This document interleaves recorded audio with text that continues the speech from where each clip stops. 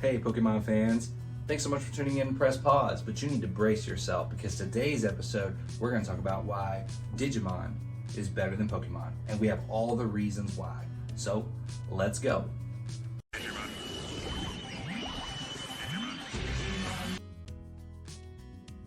Okay guys, look, I grew up with both of these. I remember in 1998 when I got my first cartridge of Pokemon Red and I received my Charmander from Professor Oak. Obviously, if you get Pokemon Red, how do you go with something else? I mean, obviously I went with Charmander. My brother went with Squirtle because he had Pokemon Blue. So that was what I remember. That was the nostalgia that hits me when I think about Pokemon. But when I think about Digimon, 1 year later, I remember on the screen when Tai and Coralmon first met. And that was a massive impact for me as well.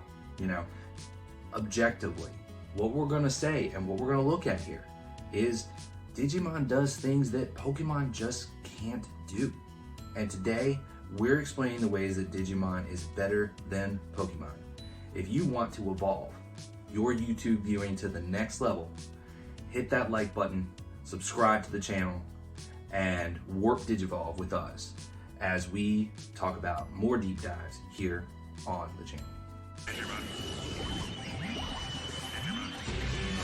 Okay guys, the first thing we're gonna talk about here is the rarity of evolution, okay?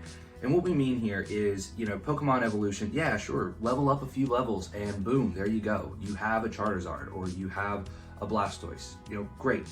So has every other trainer that's had that Pokemon. They're all doing the same thing. Evolved forms are all throughout the Pokemon region. There is no rarity to it, okay? It is something that is just there constantly all the time. And so we already know these evolution forms. We already know what's happening, but it's just grind your level and you'll get there, okay? But with Digimon, it is earned, okay? Look at some of these. You have Leomon, who, when he Mega Digivolved, he had to basically die for this to happen. That's pretty intense, right? You have the 4 Dark Masters who spent years and years of time growing and developing and becoming mega level threats to the digital world. These are people that can't just, boom, you're a Mega Digimon, you know, within 2 weeks. There's no shred program that does that for Digimon. There's no level of training. It's years and time and development within yourself. A champion level Digimon like Devimon, he held dominion over File Island. Well, why is that? Because there's not ultimate level Digimon walking around everywhere. It's just not there. It's very rare to have evolution forms in Digimon because it is harder to Digivolve. Digivolution is earned over time. Pokemon says, grind 5 more levels. You'll get your Pokemon that you want when it evolves. Digimon says, spend years growing and developing your Digimon internally. And then you can Digivolve, right?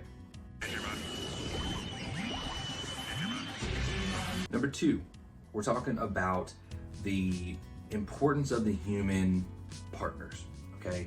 The Pokemon trainers, they're interchangeable. Red, Gary, Ash, doesn't matter. Change it to whoever. What are they wanting? They all want to be the very best that ever was. Well, that's a little tired because everybody wants that. Literally every single trainer out there wants to be the best. They want to beat the gyms, they want to get to the Elite Four, and they want to be the Pokemon champion. That's it. Everybody has the same exact narrative, okay? However, with Digimon, this is very different. With Digimon, these Digidestined have very unique profiles, very unique storylines that you see and grow and learn with them each very differently because they all don't have the same motive. They're all not activated by the same thing, being stronger, being the best. They don't care about those things. You've got Tai and Agumon, they bicker like brothers, and it's amazing to watch. You've got Mimi, you know, crying every time Palmon gets hurt. You have Izzy and Tentomon, and they have a foreign language with their nerd talk that they have for computer geeks. Like, that is something that is not seen in the Pokemon world. Okay, these kids grow with their monsters, and the Pokemon trainers, yeah, you gotta catch them all to fill a Pokedex and win tournaments. But with Digimon, I'd die for my Digimon to save the digital world. Very different concepts in the importance and the growth and development that we see from the human partners within these two universes. Now, number 3, we're gonna talk about, this is a big one, Okay, big separator here is the darker themes. Pokemon is Saturday morning fun. I get it. It was a great Saturday morning cartoon. Each episode, is all one and the same though. Who's Ash gonna fight today? Who's he gonna beat? What challenges are gonna come on the way? What Pokemon is he gonna have to use? It's pretty much the same story all the time.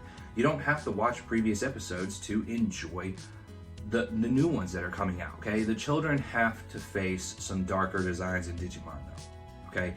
The plots of the franchise is just insanely dark. Pokemon's darkest moment, okay, Pikachu got a cold and almost died. Yes, that is very sad, that's very dark. But at the same time, in Digimon, Greymon is, corrupted and turns into Skull Greymon. This is a dark turning point. The world is at risk. We have dark Digimon coming into the real world and actually attacking humans. This is something on a different level. This is something on a different scale. Look at the villains in this dark tone. The Rockets and Giovanni versus Devimon, Myotismon, and Apocalymon. The Rockets, oh yeah, we want to, steal Pokemon. Big whoop. So does every other Team Rocket member. They all want to steal Pokemon, and Giovanni wants to be the strongest there is by stealing Pokemon, okay? He's just willing to do more things than the other trainers to make that happen. So they all have the same motive, the same narrative, but we know who our opponents are very quickly, and it doesn't change. It's repetitive. Now, when you look at Digimon, we thought Devimon was the big bad. He ruled File Island. Oh my gosh, how are they gonna beat this guy? Wow, Angemon comes forward, kills Devimon, great. Now it's over. No, he was just one small piece of the pecking order. We thought he was the big bad, and he wasn't. It was revealed that there was an entire continent of Server, and the kids had to journey there. And then we met more dark Digimon along the way. Throughout this time, we see Myotismon, then we see the 4 Dark Masters, then we see Apocalymon. We have all of these Digimon that we think are the big bad, okay? The final boss, and they're not. We learn that they're just a stepping stone along the way. And it's amazing to see the development of that because it really hits you every single time. And after the first, 3 big bads, we're sitting there thinking like, wow, are they ever going to get home, okay? Are they ever going to save the digital world? And it becomes enticing to us because it's not just the same villain over and over. Oh, I just want to steal some Pokemon, okay? It's just not the same, okay? Digimon villains have darker motives and they will do much darker things to achieve their goals. When we talk about the world design, okay, sure, Pokemon has a pretty good design, the region's pretty cool with the way they insert the Pokemon, but it's basically the real world. That's all they've really done is put the real world there, which makes sense. It's from a real region over in Asia. And so, I understand why it's more realistic, but Digimon is way more creative with the world they built. We are mixing technology with the real world. And that's really, really cool to see. They have a floating data island called File Island. They have a continent called Server because Server is where you store a lot of data. Wow. Mind blown. You totally hit it. I mean, it's really, really interesting. You have a desert made of deleted emails, and it's like the Matrix. All these different Digimon are different programs, just like in the Matrix. It's really cool when you start to think about that. It was a really great concept within itself that all these Digimon are different programs within this digital world, and they're behaving just like people would in the Matrix.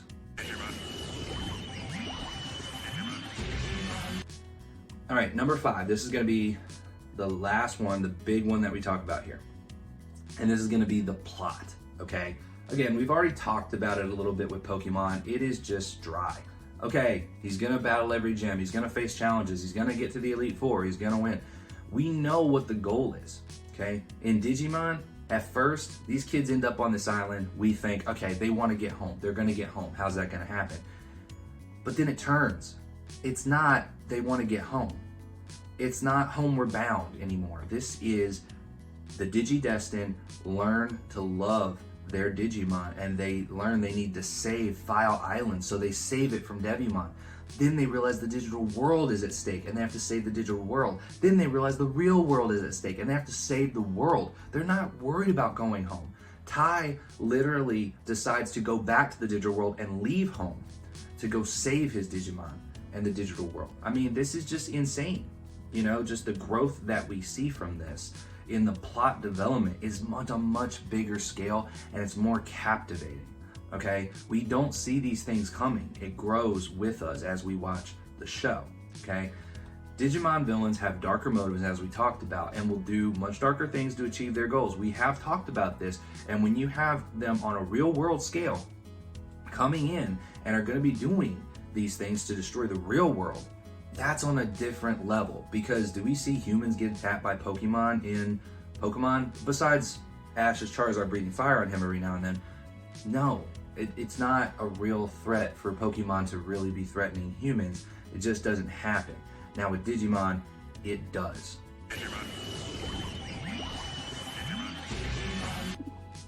Okay guys, so the thing is, there's obviously going to be counter arguments, and ones with good merit to it, okay? Because we literally have, okay, Pokemon has more games. Yes, sure they do. Of course they do. That's the platform they did to elevate themselves to the point that they are.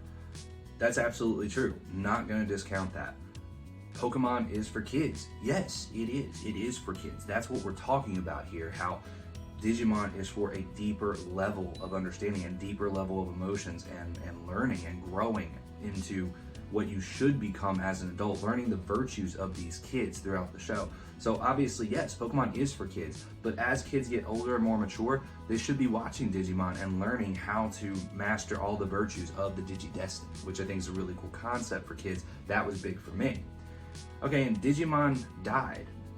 Sure, it's not doing as good as Pokemon, but it is still there. There's life support. It should be better appreciated, and that's what we're here talking about today. It should be appreciated more.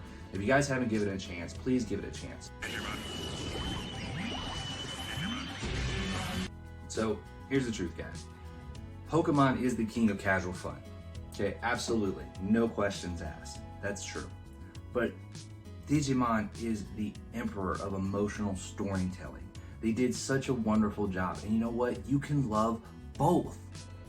Wow. Mind blown. You totally hit it. But if you want heart, stakes, and Digivolution scenes that make you cry at 3 a.m., I don't know that firsthand, by the way. Team Digimon wins every time. So tell us what you guys think. Drop your comments down below. Let us know what you think about this, Pokemon or Digimon.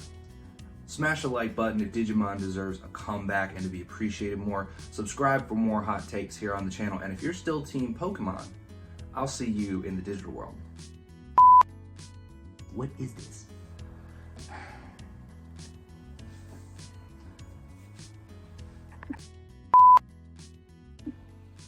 And so if you want to Digivolve to gosh. Wow. Hey Pokemon fans. Oh no, shoulder was in it. So if you guys haven't given it a chance, please, vacuum, really? Got a vacuum? Come on.